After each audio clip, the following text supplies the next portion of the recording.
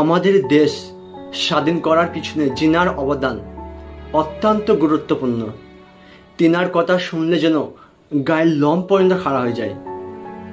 আর আজ সেই মহান নেতা নেতাজি সুভাষচন্দ্র বসুর মূর্তির একটা অংশ রাতের অন্ধে ভেঙে ফেলে।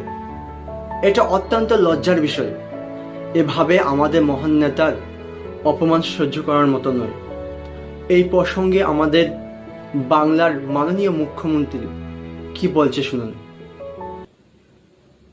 সাইবার সেলকে ইনস্ট্রাকশন দিচ্ছি, যেখানে অভিযোগ আমরা পেয়েছি ভারতীয় ন্যায় সংহিতা অনুযায়ী সেকশনে কেস হবে।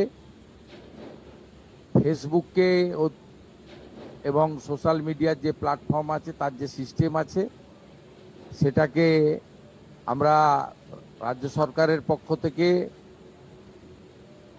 সোশ্যাল মিডিয়া প্ল্যাটফর্মেও তাদের বিরুদ্ধে ব্যবস্থা নেওয়ার জন্য লেখার ব্যবস্থা করছি এবং নির্দিষ্ট ধারাতে গ্রেপ্তারিও শুরু করার জন্য পুলিশকে নির্দেশ দেওয়া হচ্ছে। আপনারা অবিলম্বে ক্ষমা চেয়ে পোস্ট করুন, নিজেদের পোস্ট ডিলিট করুন।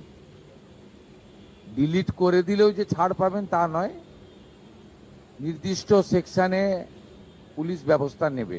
তিনি মন্ত্রী হন, শান্ত্রী হন, সাংসদ হন, বিধায়ক হন, যেই হন, যে দলেরই হন, এমনকি যদি সরকারি কর্মচারী পুলিশ কর্মী হন, তার ক্ষেত্রেও আইন সমানভাবে প্রয়োগ করা।